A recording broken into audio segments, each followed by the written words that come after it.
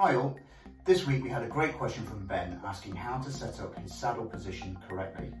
This is really important to get right because if you don't have it set up correctly, it's likely going to cause you a lot of pain in either your knees, your back, your shoulders. As a general rule, if you ever experience pain in the front of your knee, the chances are your saddle is too low.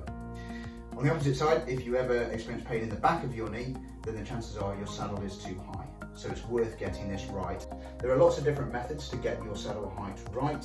The best is probably to go and pay for a professional bike fitting, but that costs a lot of money and takes a lot of time. We've been using this quick method for a while and have found it to work perfectly well. So to start with, make sure you're wearing your trainers or your cycling shoes, whatever you normally ride in. Sit on your bike and brace yourself against a wall.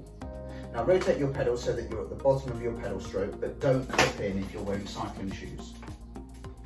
Place your heel on the pedal like this. At this position, your knee should be fully locked out and leg completely straight. The reason we measure using your heel is that when you are clipped in or in the right cycle position, so using your toes on the pedals, you never want your leg to be fully locked out because that again will damage your knee. If I clip in now and rotate to the bottom of my pedal stroke, you'll see that there is a slight bend in my knee like this. Here you can see the slight bend in my knee. It's not completely straight. That is exactly what we're after.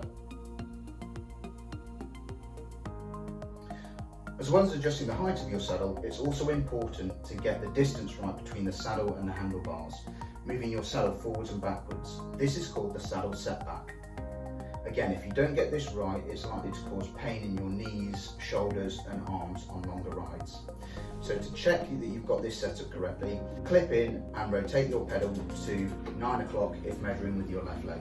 If you're measuring with your right leg, then 3 o'clock. So make sure that it's at the front position.